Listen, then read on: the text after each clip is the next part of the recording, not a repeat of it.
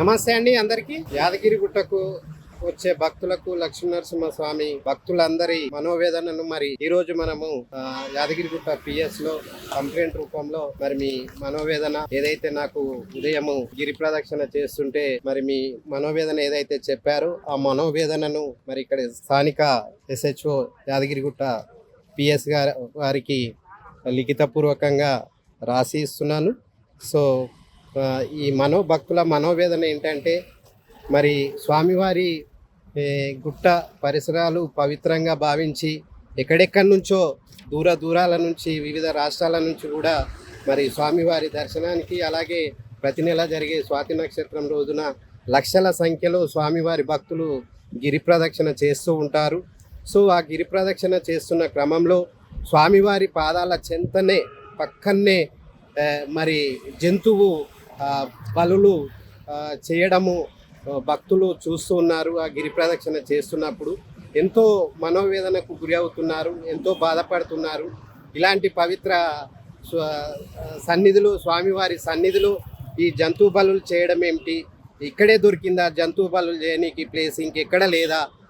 ఇది పవిత్రంగా కొలుచుకునే స్వామివారి సన్నిధిలో మీరు జంతువు బలులు చేస్తారా? అసలు ఎవరు చూడట్లేదా? ఎవరు పట్టించుకోవట్లేదా? మేము గిరి ప్రదక్షిణ చేస్తూ ఒక మంచి భావనతోని మంచి ఆలోచనతోని గిరి ప్రదక్షిణ చేద్దామని వస్తే మొత్తము గిరి ప్రదక్షిణ అయిపోయిన తర్వాత చివరికి ఇలాంటి సంఘటన చూసేసరికి మాకు ఎంతో మనోవేదన కలుగుతూ ఉన్నది. అసలు ఇక్కడ ఇలాంటి దురాచారం చేయడం ఏంటి? ఇలాంటి పవిత్ర స్థలాన్ని అపవిత్రం చేసే కార్యక్రమాలను చేయడం ఏమిటి అని చెప్పేసి కొంతమంది భక్తులు వారి మనోవేదనను తెలియజెప్పారు. వారి మనోవేదననే మరి లిఖిత రూపకంగా రాసి ఈరోజు గుట్ట పిఎస్లో ఇవ్వడం జరుగుతుంది. అలాగే గుట్ట ఈవో గారు, సంబంధిత ఆలయ అధికారులు దీని మీద తక్షణమే మీరు దృష్టి పెట్టండి.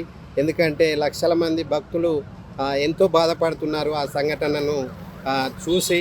కనుక మీరు ఆలోచన చేసి అక్కడి నుంచి తరలించడము, ఖచ్చితంగా నిషేధము విధించండి. స్వామివారి సన్నిధిని, పవిత్ర స్థలాన్ని పవిత్రంగా ఉంచండి.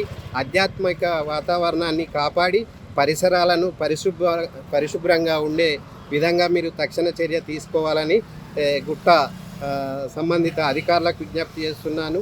అదేవిధంగా యాదాద్రి భువనగిరి జిల్లా కలెక్టర్ గారు కూడా ఈ విషయంలో దృష్టి పెట్టి ఈ సమస్యను తీర్చి లక్షల మంది భక్తుల మనోవేదన తీర్చి పరిసరాలను పరిశుభ్రంగా ఉంచి ఆధ్యాత్మిక వాతావరణాన్ని కాపాడి స్వామివారికి కృపకు పాత్రలు కావాలని కూడా విజ్ఞప్తి చేస్తున్నాను.